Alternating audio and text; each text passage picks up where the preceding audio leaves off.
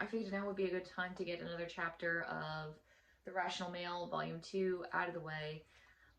This section of the book, the Chapter 7 section, has not necessarily been my favorite section, but this one I don't think was nearly as grating to me as the last one, so let's dive into it. He's talking here about men of bygone eras, the wisdom of old, more patriarchal societies.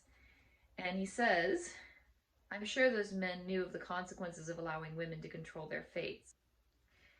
Okay. Okay.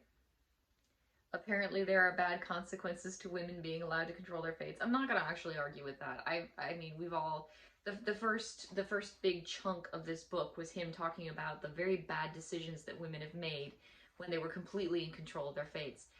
I just sit there and it's like, okay, I've known way too many women with their heads screwed on straight who didn't make those bad decisions, and it's kind of like, well, what about the rest of us? Like, personally, I would very much rather be in control of my own fate than having someone else making all those important decisions for me, because I've kind of had to live with both sides of that. I've had to live with well-meaning people making decisions for me that were really, really bad for me, and I honestly would like to just say for the record, I'd rather live with the terrible consequences of my own bad decisions than the terrible consequences of someone else's bad decisions which were made on my behalf. Just saying. I don't think that's really necessarily what he was talking about, but I have seen a lot of guys in the comments who were like, we need to go back to arranged marriages. Please let's not. I'm sorry, I just don't see that being a good thing. I really don't see that being a good thing. Just personally. Just me.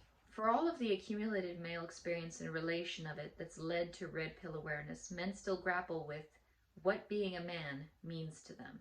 The thing that immediately strikes me is that femininity seems to be very intuitive. At least to me it seemed very intuitive. I know there are a few different women who have channels online these days in various social media who talk about how to be feminine, and they give talks about how to be feminine and what it means to be feminine, and that always just seemed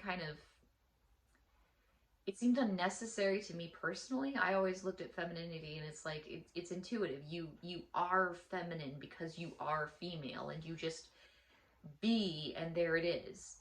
And I don't know how much of that is because I've grown up in a culture where everything is coated over with this like feminine lens, or actually more of a dusting of feminine power narrative bullshit. Like, you know, we've got feminism. It's practically a religion. It's a cult. You know, you have to be on board with feminism. You have to be, you know, supportive of feminism. And so, like, there's so much of that it's kind of hard not to have like a myriad of female characters and a myriad of different facets of feminism just illustrated for you everywhere in broad sweeping colors everywhere you go. So growing up, it would be very easy for me to assume being feminine is an intuitive process because there's so much feminine stuff everywhere. There's so many different feminine caricatures for me to relate to. There's constantly this push of, we need to have more lead characters who are female. We need to have more scientists who are female. We need to have more female astronauts. We need to have more female CEOs. And so all these different pictures of what a woman can be and be feminine while also doing all sorts of different things, it's surrounded me since I was a little girl. So, you know, for me, it is intuitive to be feminine. It never made sense to me why people would have to discuss being feminine. So I can see how men would look at it and say, I don't know what it's like to be masculine. It's like, how many good, positive masculine role models exist in the world these days? Like, I don't know, you know, how many well fleshed out, really, really masculine characters do we have? And I remember when I was in college, and even when I was in high school, you know, they'd give you writing advice, and they were like, well, you know, in order to build a character, you know, you can't have them be idealistic. They have to be flawed because that makes them seem real. So, you know, your very masculine hero, he needs to have a problem with depression or PTSD or an alcohol addiction or, you know, flaws, lots of flaws. We want to write so many flaws into our character that they seem like real people. And the end result has been like a long string of stories, TV shows, movies, various narratives where you have male characters and they're just ridiculously flawed, but oh, it makes them deep, and it's stupid. Honestly, it's kind of stupid. But the end result is how many masculine characters do we have in our society at this time that are positive and healthy and, you know, well balanced and not crazy and, you know, and so it might not be intuitive to be masculine the way it is to be feminine these days, because the question that immediately comes up is how much of it is intuitive and how much of it is simply society's reflection inside our own minds. At the same time, there is a certain degree to which it probably should be intuitive.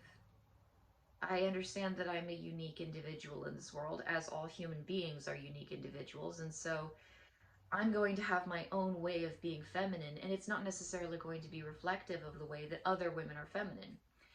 Funny story, when I first got this new setup, which I'm very grateful for and really happy about, I was like, okay, I finally have good lighting. I want to try makeup. I haven't done makeup in years, you know. I want to see what makeup looks like under this lighting, because I understand that, you know, the camera's not necessarily going to pick up my facial features as flattering, in as flattering a way as if I had makeup on.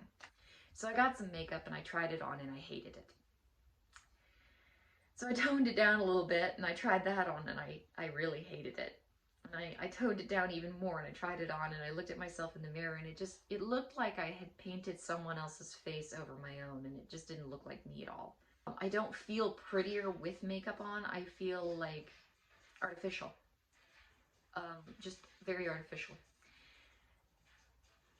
Different people are going to do feminine in a different way. Me, I'm not a makeup kind of girl. I'm not really a girly kind of girl in a lot of ways. I like building things. I like working with my hands. That's okay, you know. Embracing my own sense of femininity doesn't necessarily involve any particular outward action that I'm doing. It's just more of a comfort within myself. And that's where I think the intuitive part comes from. I think there is that intuitive understanding of yourself and understanding that you yourself as an individual are either masculine or feminine, and embracing the way in which you're either masculine or feminine. And honestly, this is probably going to get me in trouble. I think there's a lot of the gender dysphoria that exists in our society at this time. I find myself wondering how much of that is transgenderism, because some of it is, and how much of that is the fact that we as a society are we're so busy trying to define what masculine or feminine is. We're so busy trying to put everything into a box and categorize it, that anything that falls outside of that box is somehow not masculine or not feminine or not correctly so. And what we fail to realize is masculine and feminine, it's an internal state. It's part of who you are. It's intuitive.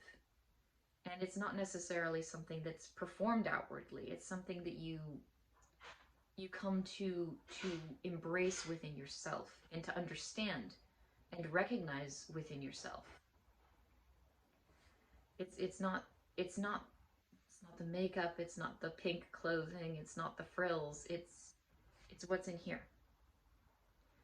And you know, that's not always going to be particularly gender conforming or fitting within the confines of a small box. God knows a lot of the things I do don't fit within the confines of a nice small feminine box, but that doesn't make me less feminine. It just makes me as a person. I feel no less feminine for having separate or different interests.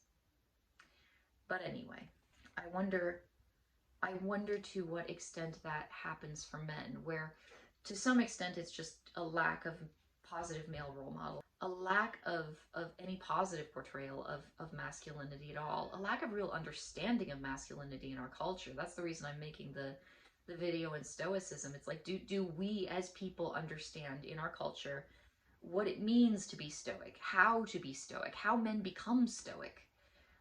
No. The short answer is no, we really probably don't. We don't understand masculinity as a culture, so why should we assume that men would just intuitively pick that up? It's going to be somewhat mysterious. And at the same time, there is that intuitive element. You have to find masculinity within yourself and embrace it within yourself as part of your own self-knowledge, part of your own, I don't know, life journey of self-knowledge. That sounds really self-help. Let's just go on to the next part. The mistake is applying a humanistic, egalitarian, equalist ideal to human sexual strategies that evolved over millennium to be complementary to each other, not an equitable exchange of resources to be negotiated over. This is one reason genuine desire cannot be negotiated. This fundamental is rooted in our most primal complementary understanding of sex. So I'm glad he mentions this. There are way too many men in the manosphere and the red pill who are like, oh, men and women, marriage in particular, is just like prostitution. The woman gets the man's money and the man gets the woman's sex. It's exactly the same thing. It's like, well, that really cheapens the idea of marriage, but I don't suppose I can deter any of these people from this opinion, seeing as how I happen to have the vagina and they're never going to listen to me anyway. But it doesn't work like that. It's not a negotiation. It's not an exchange of goods and resources. That's not how male and female interactions were designed to work, and it's not how they typically do work in a healthy situation. I mean, yes, you're going to find plenty of unhealthy situations where it's like, well, obviously she was sexy and he had money, and it's not like they like each other as people, but, there was some exchanging going on and everybody got their way, so I guess it's okay. That's not how the majority of marriages, that's not how the majority of sexual relationships do or even should work. Human beings seek mates, and when we seek mates, we seek that which is opposite to ourselves, which complements us, which fills in the gaps in our own weaknesses and inabilities. That's how it works. People mesh together and they fit together. It's not one of these things where, like, I mean, it shouldn't be that complicated. It should be pretty obvious that people are complementary, male to female. Somehow, there are a lot of people out there in the world who just kind of miss this part or glaze over it. And so then it becomes, oh, well, every relationship that a woman gets into, they don't really feel loved, they don't really have feelings, they don't really experience the same emotional depth of a relationship that a man does. It's all about exchanging those goods for resources, which is, it's untrue. It's just untrue. And here's a quote in the book that says as much, so it's not just me saying it. The ideal state of gender parity isn't a negotiation of acceptable terms for some Pollyanna ideal of gender equilibrium. It's a state of complementarity between the sexes that accepts our evolved differences. And by each individual gender's conditions, sometimes that's going to mean situationally accepting unequal circumstances.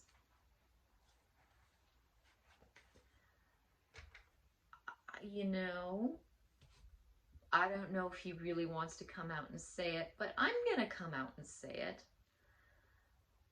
because women are hypergamous. What we're really looking for is someone who's going to be a leader in our group. Humans are social creatures. We form tribes. We form colonies. We form tribes. The smallest tribal unit of human being is the nuclear family. Like, that's about as small as it gets. You can have a little teeny family. You got your man, you got your woman. Frequently the result of that pairing is going to be offspring of some sort in some number. And so that's your tiny little nuclear family. It's the smallest unit of human tribalism. Like, after that you've got the family tribe, like the aunts and the cousins and the grandparents and all that.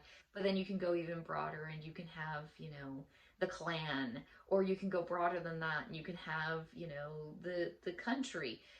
But basically humans are, we form tribes. And so when men and women get together, we're forming an itty bitty teeny micro tribe. And that micro tribe is going to need to have a leader. Women don't necessarily make good leaders in their micro tribes. Yeah, it happens sometimes, but it's not necessarily the way things are supposed to work out. There are exceptions to every rule. This is not the way things are supposed to work out. There's a reason for that. Women are hypergamous for a reason. You know, there are many reasons, but let's just talk about, you know, case in point, I am pregnant. So I'm right in the middle of it. I had a fun little pregnancy scare a couple days ago. I got more dehydrated than I realized, and I started having really bad cramps, and sometimes that's a sign of miscarriage. And I went and lay down on the couch, and I was trying to figure out what to do next, and I was like, okay, well, it could be dehydration, or it could be miscarriage. If it is the early signs of preterm labor, there's stuff that they can do. I need to make sure to contact the doctor quickly if that is the case, but I need to drink some water, because if it's dehydration, that will be, you know, I'm going through all this stuff in my mind, and I'm completely freaking out. And eventually my husband comes out to check on me because I wasn't taking care of our toddler. I was sitting on the couch crying and I was in pain. And he came out to check on me, and he's telling me I need to call a doctor, and I'm crying so hard that I can't actually make the phone call. It doesn't really matter. You might be looking at that and say, well, you know, you fall apart at the drop of a hat. It's like, well, normally I don't.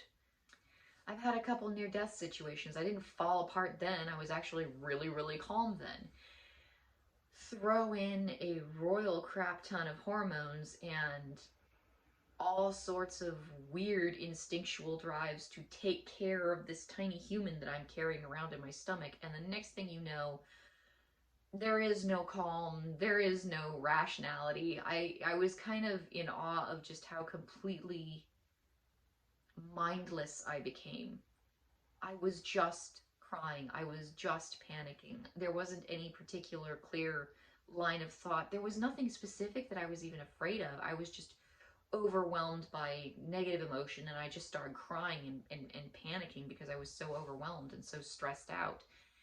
And it was like, I'm sitting there, and this has been my experience with pregnancy quite a lot. I'm sitting there and my body is doing one set of things, and I'm like the driver of a car that suddenly hit some ice and gone spinning out of control, where you're just sitting there and you're holding onto the wheel numbly, looking at it like, nothing I'm doing seems to be having any kind of an effect here. And that was it. I was trapped inside my own head while my body was sobbing uncontrollably, and I was just kind of looking at it like, I'm not in control of this situation at all, am I? I tell you this because this is something women go through. Like, everybody looks at our evolution, especially our sexual evolution, and says, well, you know, in the past women had these problems, and in the past women had these other problems. In the past, you know, women had these struggles and trials and tribulations, and it's like, it's in the present too. We still have all the same problems. We just, you know, sometimes we have them to a lesser degree, sometimes we have them less frequently, but it's still all the same. It's all the same mess. Pregnancy is not a situation that a person can control. And for someone like me, where I want to feel like I'm in control of things, it's really not a pleasant kind of situation at all. I'm not in control of anything that's going on. I'm not in control of my emotions, which normally I am, but nowadays, no. Nice try. I'm not in control of the way I react to situations particularly well. I'm not in control of my body. My body's doing all sorts of crazy things, and I'm just kind of along for the ride. I am not in control. I would make a very, very crappy leader at this stage of my life. I've got too many physical, chemical things going on with me right now. I'd be a very bad leader right now.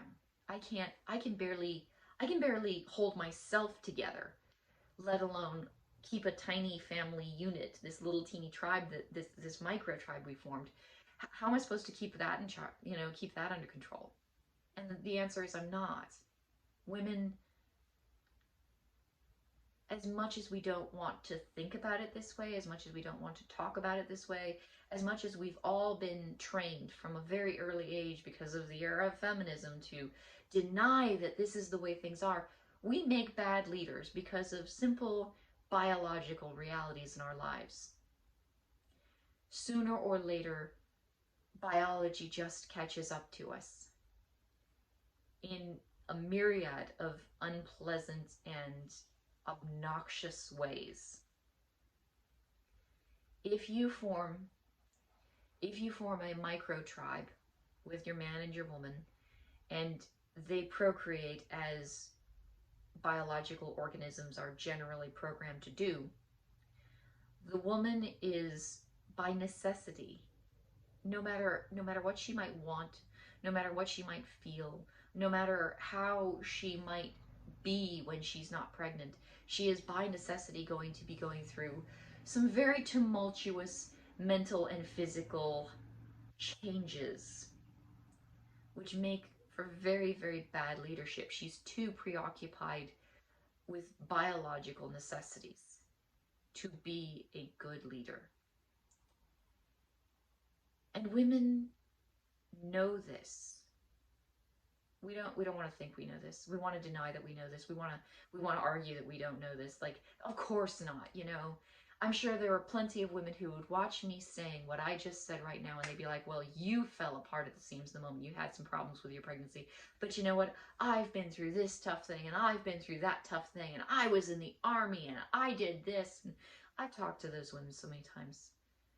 Those real tough women who've been through so much and talk about it and brag about how they're so tough. And, I've known some really tough women in my life. Ironically, the toughest woman that I think I've ever met was never bragging about that sort of thing because she was too much of a realist. She'd been through too much crap. She has a titanium skeleton. Let's just put it that way.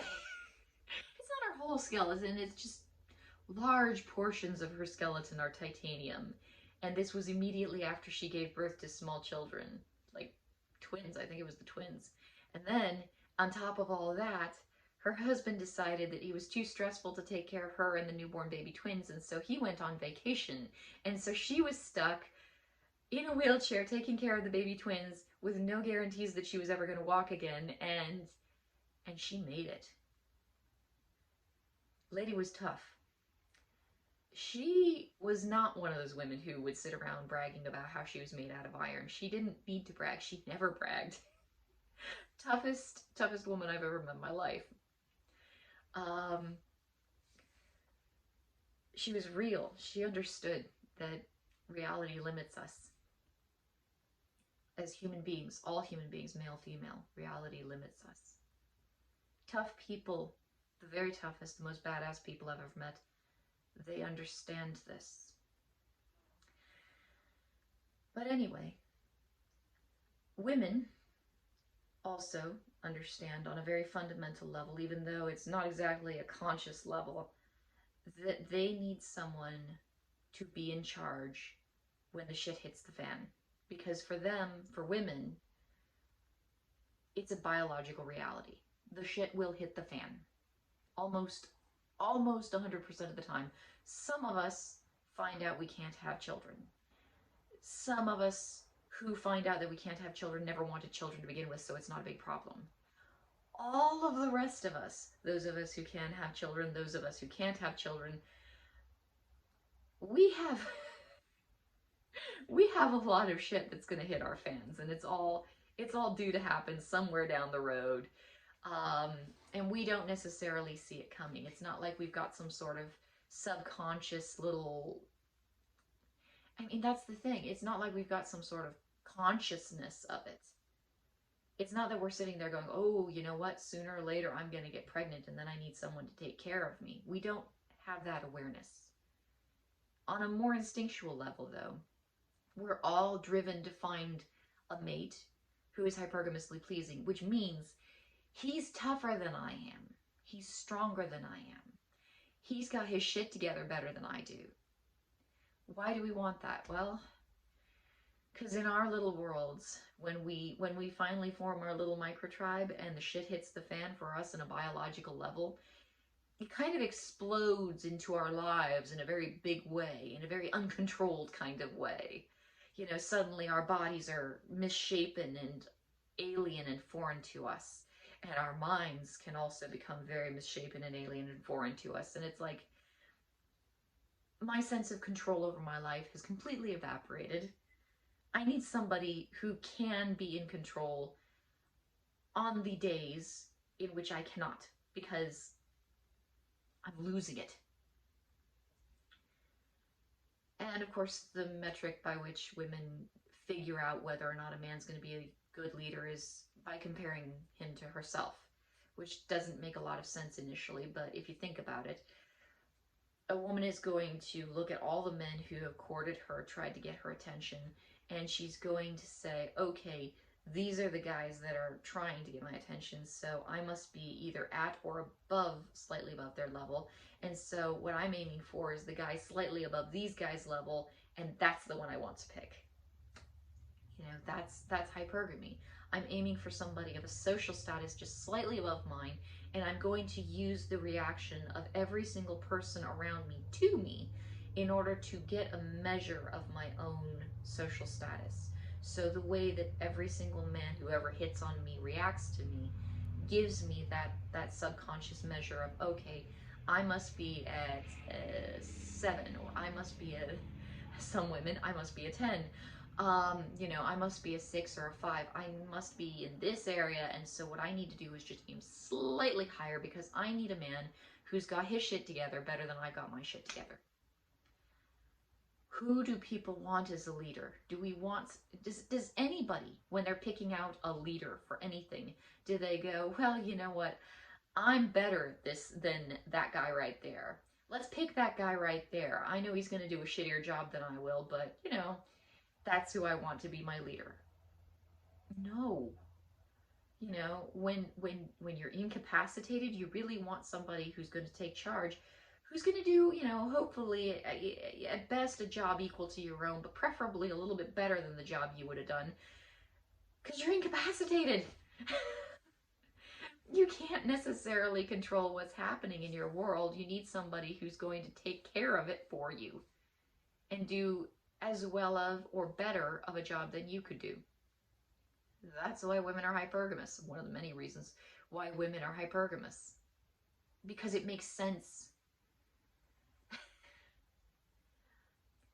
But the downside of that, the side that women don't like to look at, is it also means that when we pick a mate, that mate is going to be our superior.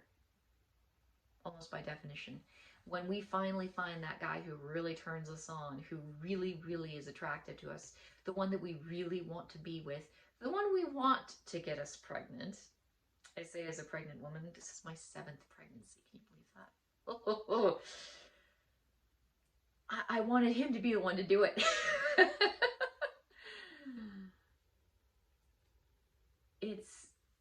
It's a very, very unpleasant reality that feminism and feminist-minded people do not want to face. And unfortunately, a lot of red pill manosphere guys then take it and say, well, men are superior to women.